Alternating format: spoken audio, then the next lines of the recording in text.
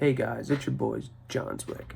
Today, I'm going to be talking about penetration testing, pen testing, and why it's important and why maybe you should do it on your home network. So, if you have internet at your house, then more than likely you have more than one router, probably one or two, most likely one.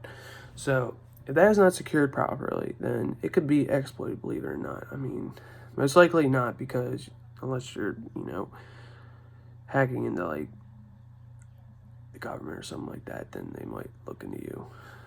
But I'm not doing it. So I did a pen test at my house and on my network, and this is what I basically discovered. So I have 3 computers on my network. I have my computer, my dad's computer, and then my mom's computer. Okay, so 3 computers.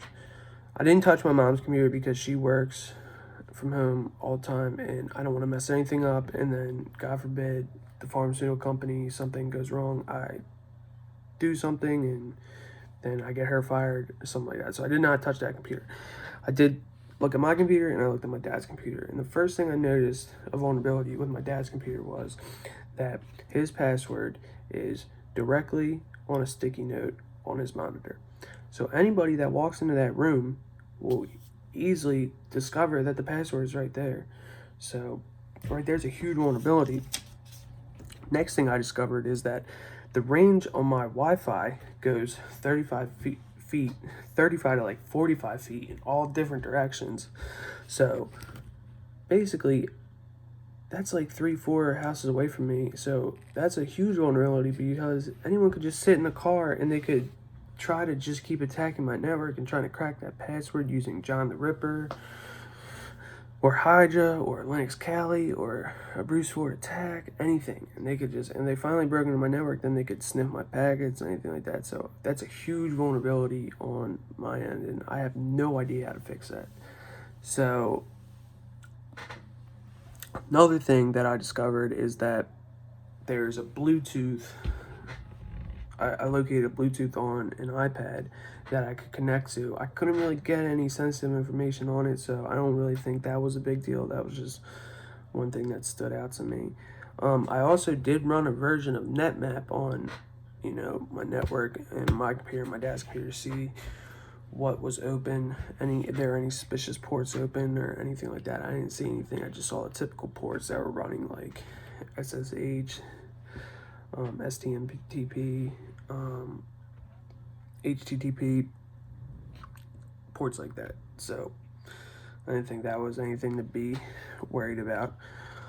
The last thing that I discovered was that my printer is vulnerable because it has no password on it. So if my neighbor really wanted to, he could print a funny image and send it to me, and I would have no idea how that image got there. I would thought I printed it, and that's another vulnerability too, where you could, maybe send a fax somehow on my computer to somewhere. So right there is a huge vulnerability. So these were things that I knew about my dad with the password and anything, but I did not know about some of the vulnerabilities that I had on my network. So there's a few ways that I think I'm going to fix them. And the first thing I did was talk to my dad about taking the password off his monitor and changing it to something that's longer, like maybe 16 letters longer with capital letters, numbers, spaces, asterisks, anything like that. So that's one way to fix that problem. The router problem, I don't know if I can call Verizon and then they can take my router range down a little bit. I'm not sure. The last thing with the printer, what I figured out is that I could put another password on the printer. So I did that by adding the WPA to security. And basically, so what that does now is when I log on and make it my default printer, I have to put the password in to make it my default printer, then it'll print. I also have a physical connector cable that I could plug into the printer so that I could turn off the wireless direct so that he couldn't find it. or any of my neighbors couldn't find it, or anybody that was trying to find it. So I also looked at all the firewalls on both the computers. My firewalls are all up and running. They're all protecting everything. My dad has McAfee on his computer, so the virus scans are all scheduled. I think they run every Wednesday at 4 in the morning for his computer. I just have Windows Defender, but I also run malware bytes on my computer, and I run the free scan about every week just to make sure that there's no Trojans or anything on my laptop. So all in all, I think my network is pretty secure. I just wish that I could figure out how to maybe decrease the Wi-Fi range on my router, but I don't really think it's that big of a deal because I don't really think anyone's going to try to come break into my network anytime soon. So